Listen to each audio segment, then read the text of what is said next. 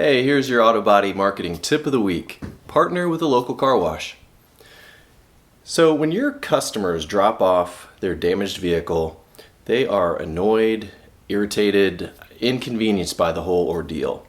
So when they pick up their repaired vehicle, you have the chance to make their day a little better. So leave them a gift card or a couple of tokens to a local car wash. Put in a little card that says, your next car wash is on us, something like that. And partner up with a local car wash and pick a good one. See if you can work out a deal where if you buy a certain number of these every month, you can get the cost down. Maybe they'll give you some sort of discount. So for this to really work, it has to be a win-win for both your shop and the car wash. Now, your customers are going to love this. They're going to get in their car, they're happy to get their car back, and there in the seat is this little gift card waiting for them. So that's going to make their day. They're going to tell their friends and family about it.